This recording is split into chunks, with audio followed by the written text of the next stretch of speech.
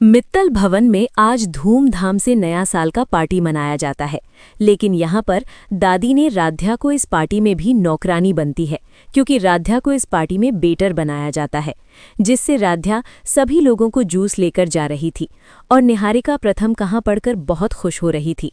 निहारिका सीढ़ियों से उतर रही थी।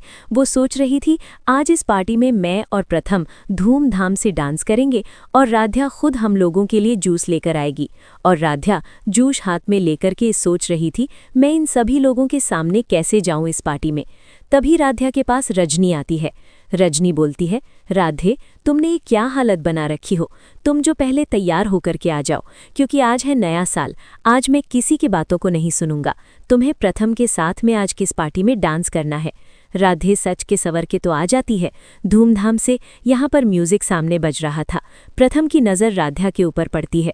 प्रथम राध्या को देखकर बहुत खुश होता है। राध्या का हाथ पकड़कर प्रथम आज किस पार्टी में डांस करने लगता है। और उसी टाइम निहारिका का चेहरा पूरी तरह से उतर जाता है। वो बहुत ज़्यादा गुस्सा होती है। वो जाकर के निहारिका दादी को सारी सच्चाई बताती है। तब दादी गुस्से के मारा एकदम हाक बबूला होकर के आती है। राध्या का हाथ पकड़ लेती है। पार्टी में सभी लोगों के सामने दादी राध्या का हाथ पकड़कर बोलता है, और नौकरानी, तेरी हिम्मत कैसे हुई हमारे बेटे के साथ में डांस करने के लिए, क्योंकि हमारे पोते के साथ में सिर्फ निहारिका का हक बनता है डांस करने के लिए। तू कैसे इसके साथ में डांस कर सकती है। तुझे जो काम दिया गया है तू जाकर के वो काम कर अपना। अब क्या प्रथम देगा इस पार्टी में राध्या का साथ, या फिर राधे फिर से जाकर के अपना बेडरूम वाला फेस बना करके सभी लोगों को जूस देगी। आप सभी लोग क्या चाहते हैं कमेंट बॉक्स में ज़रूर बताइएगा। प्रथम को राध्या का साथ देना चाहिए या फिर नहीं। मित्तल भवन में तालियों की गूंज अब भी दीवारों से टकरा रही थी, लेकिन उस शोर के बीच कई दिल ऐसे थे जिनमें अजीब सी खामोशी घर कर गई थी। नए साल का जश्न अपने चरम पर था, मगर इस जश्न ने कुछ रिश्तों को बेनकाब कर दिया था और कुछ को तोड़ने की कगार पर ला खड़ा किया था। प्रथम और राध्या मंच के बीचों बीच खड़े थे। डांस खत्म हो चुका था, संगीत धीमा पड़ गया था, लेकिन दोनों के बीच की नज़दीकी अब भी साफ महसूस की जा सकती थी। राध्या की हथेलियों में हल्की सी नमी थी, सांसें तेज थीं, मगर उसकी आंखों में अब डर नहीं था। वहाँ आत्मसम्मान था, साहस था, और वो सुकून था जो सच के सामने आने के बाद मिलता है। प्रथम ने उसके हाथ को और मजबूती से थाम लिया।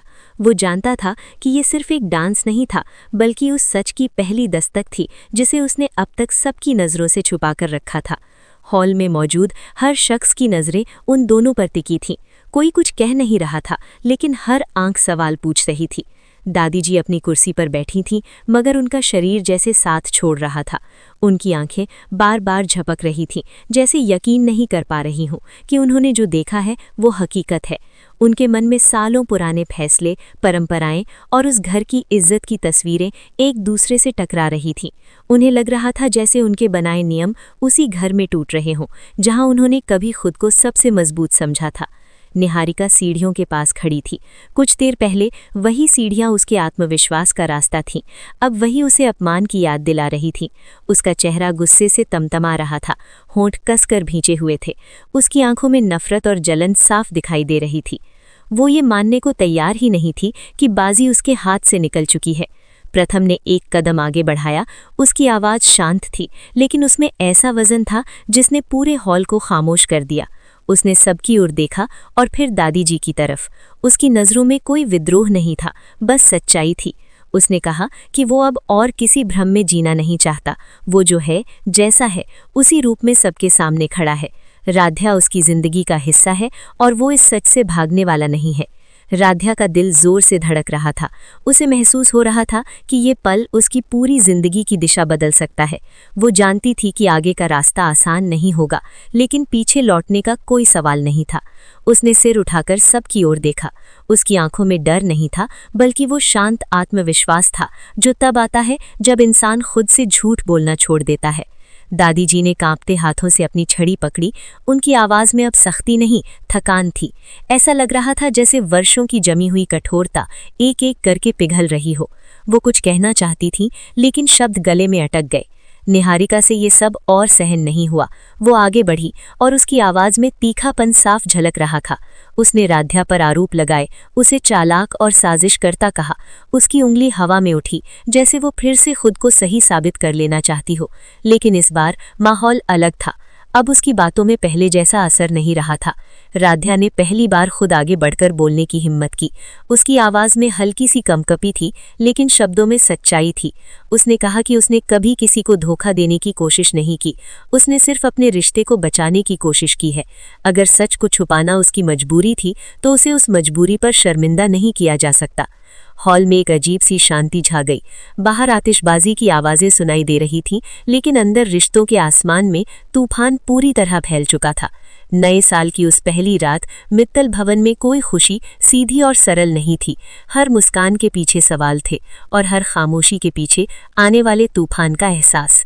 रात आगे बढ़ रही थी, लेकिन ये साफ था कि ये कहानी यहीं खत्म नहीं होने वाली थी।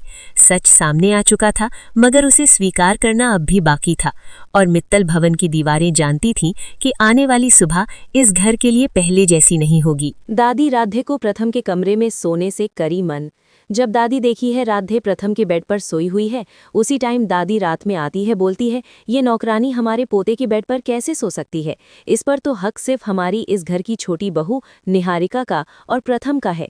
ये नौकरानी का इतना हिम्मत कैसे हो गया? दादी गुस्से में बोलती है, निहारिका, ये नौकरानी पहले कहाँ पर सो रही थी? तभी निहारिका खुश होकर के बोलती है, दादी जी, ये पहले स्टोर रूम में सो रही थी। दादी बोलती है, फिर तो ये जाकर के अपना स्टोर रूम में सोए, यहाँ पर इसको कोई हक नहीं बनता है सोने के लिए। दादी ने आज राधे को भेज दी रात में स्टोर रूम में सोने के लिए। राधा किसी से कुछ भी बोले बिना एक कम्बल तकिया हाथ में लेकर के स्टोर रूम में चली जाती है सोने के लिए। जब रात में प्रथम आता है ऑफिस से घर, देखा है राधे नहीं सोई हुई है इस बेड पर। तभी प्रथम अपनी माँ रजनीश से पूछने लगता है, माँ राध्या कहाँ पर है? वो दिखाई नहीं दे रही है। इतनी रात हो गई है और वो यहाँ पर सोई भी नहीं है।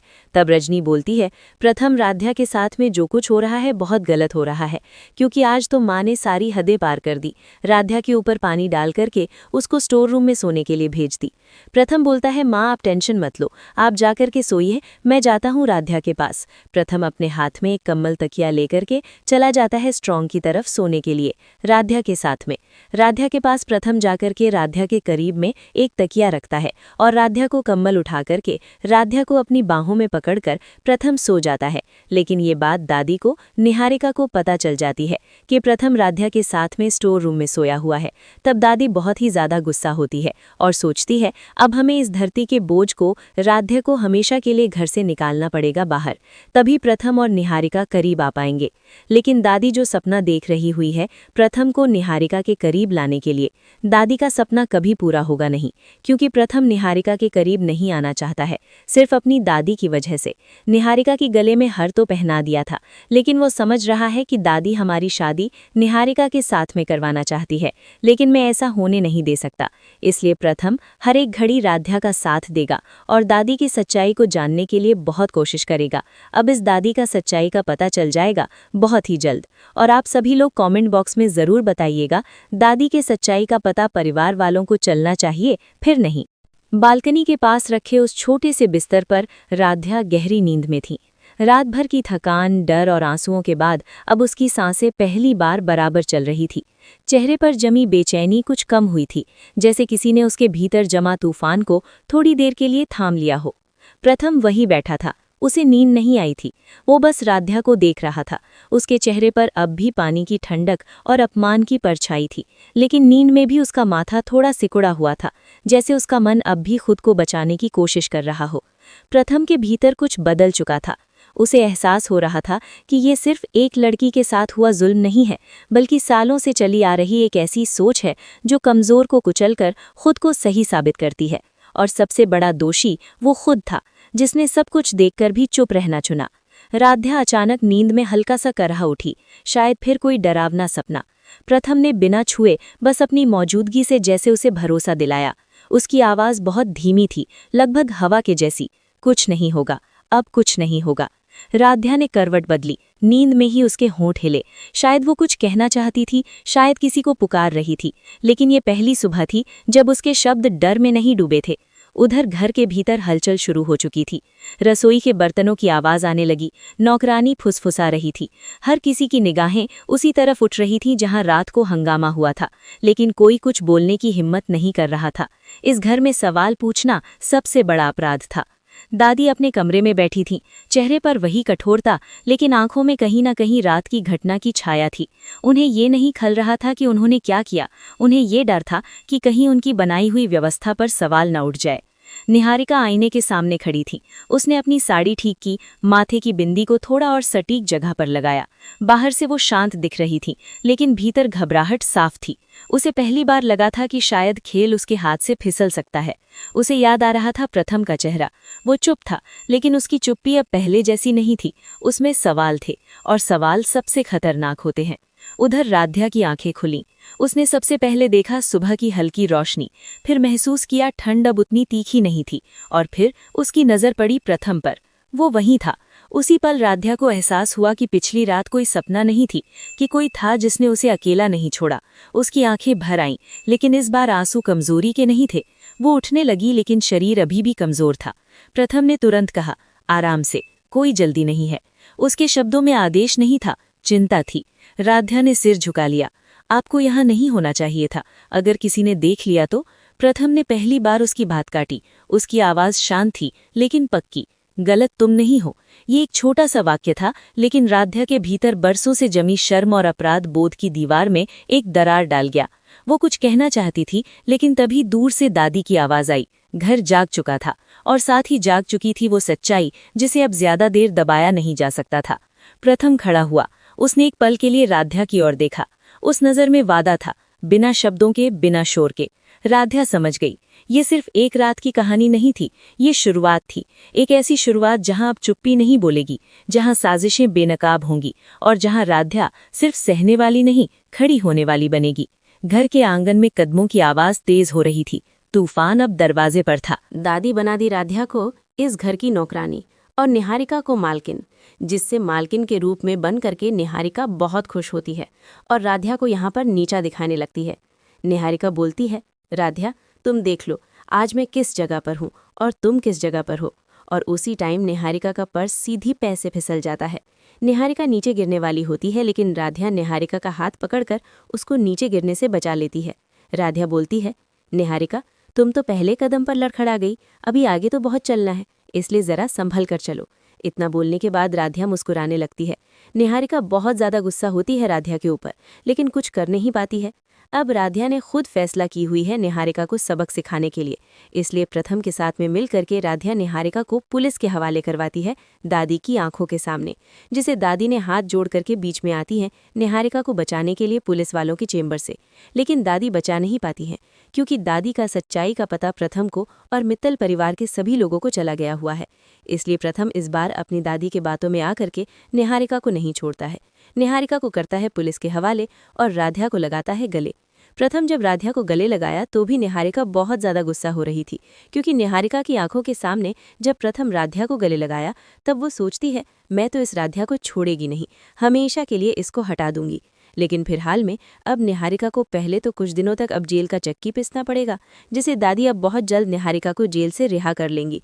तो फिर आएगी प्रथम की और आराध्या के रिश्ते के ऊपर एक बहुत बड़ी संकट। अगर आप सभी लोग चाहते हैं राध्या और एक मुश्किलों का सामना करके अपने प्रथम पति को बचाए रखें, तो राध्या के लिए इस वीडियो को एक लाइक करके कमेंट बॉक्स में आप सभी लोग लिखिएगा, हम तुम्हारे साथ हैं राधे। क्योंकि ये तो पता चलना चाहिए कितने लोग मुश्किल घड़ी में राध्या का साथ देते हैं।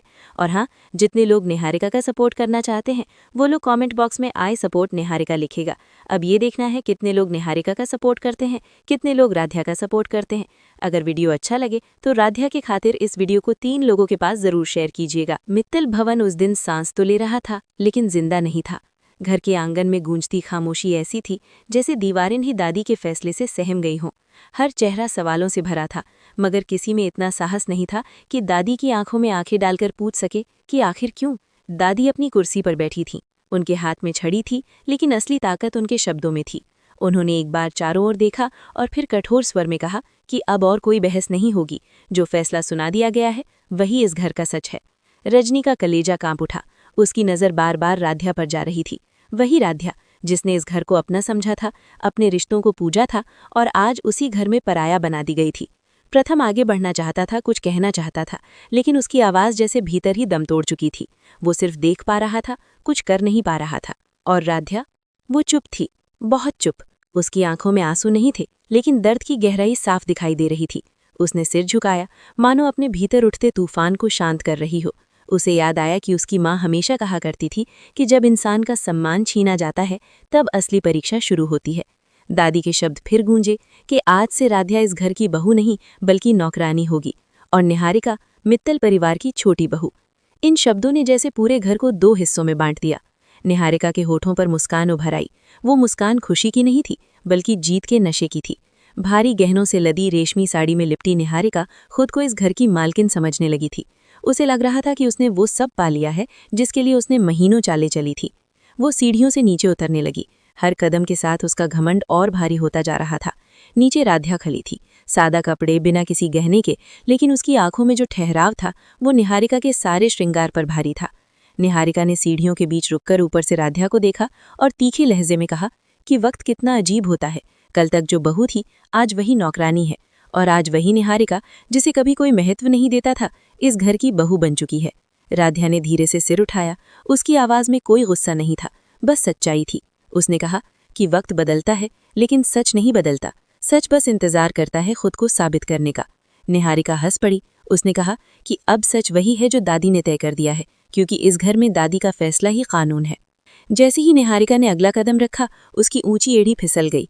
एक पल को उसका संतुलन बिगड़ा और फिर उसकी चीख पूरे हॉल में गूंज गई।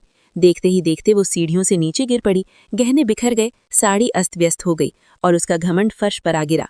घर के लोग घबरा गए, सब उसकी ओर दौड़े। रजनी घुटनों के बल बैठ गई। प्रथम ने उसे संभालने की कोशिश की, लेकिन राध्या वहीं खड़ी रही। कुछ पल बाद वो धीरे धीरे आगे बढ़ी, न कोई जल्दबाजी, न कोई दिखावटी सहानुभूति। निहारिका के पास पहुंचकर उसने शांत स्वर में कहा कि इतनी जल्दी पैर लड़खड़ाने लगे? अभी तो बहू बनने का सफर शुरू हुआ है। ऊंचाई पर पहुंचना आसान होता है, लेकिन वहां टिके रहना बहुत मुश्किल। निहारिका का गुस्सा फूट पड़ा। उसने चिल्लाकर कहा कि राध्या अपनी हद में रहे, अब वो सिर्फ एक नौकरानी है। राध्या के चेहरे पर हल्की सी मुस्कान आई। उसने अपनी गर्दन की ओर इशारा किया और बेहद सधे हुए शब्दों में कहा कि हाँ, आज वो नौकरानी है, लेकिन उसके गले में आज भी वही मंगलसूत्र है जो उसे उसके रिश्ते की पहचान देता है, और जो निहारिका ने पहना था वो सिर्फ एक हार था, इसलिए टूटकर गिर गया। ये सुनते ही निहारिका के चेहरे से रंग उड़ गया। उसके पैरों तले जैसे जमीन खिसक गई। पहली बार उसे एहसास हुआ कि ये लड़ाई इतनी आसान नहीं है। राध्या को नीचा दिखाकर भी वो कमजोर नहीं हुई है। उस रात निहारिका अपने कमरे में बेचैनी से टहल रही थी। आईने में खुद को देखकर उसे बार बार राध्या का चेहरा याद आ रहा था। वो समझ चुकी थी कि जब तक राध्या इस घर में है उसका डर खत्म नहीं होगा। उसने मन ही मन तय कर लिया कि अब राध्या को किसी भी कीमत पर रास्ते से हटाना होगा। दूसरी तरफ छोटे से कमरे में राध्या चुपचाप बैठी थी। उसके हाथ जुड़े हुए थे, आंखें बंद थीं। उसने भगवान से शिकायत नहीं की, बस इतनी प्रार्थना की कि उसे सच के साथ खड़े रहने की ताकत मिलती रहे। और कहीं छत पर प्रथम अकेला खड़ा था। उसके भीतर एक युद्ध चल रहा था। दिल कुछ और कह रहा था, लेकिन हालात उसे चुप रहने पर मजबूर कर रहे थे। मित्तल भवन अब पहले जैसा नहीं था। ये सिर्फ एक घर नहीं रहा था, ये एक युद्ध भूमि बन चुका था, और ये तो बस शुरुआत थी। पूरे परिवार वालों को बेवकूफ़ बनाकर दादी कराई प्रथम की निहारिका की शादी राध्या की आंखों के सामने। जैसे ये सब कुछ देख करके राध्या दुखी हो जाती है बहुत ज़्यादा, लेकिन दादी की जान बचाने के लिए राध्या अपने प्रथम को भी आज खो देती है। लेकिन राध्या इस समझ नहीं पाती है, ये सब कुछ दादी का नया चला है। निहारिका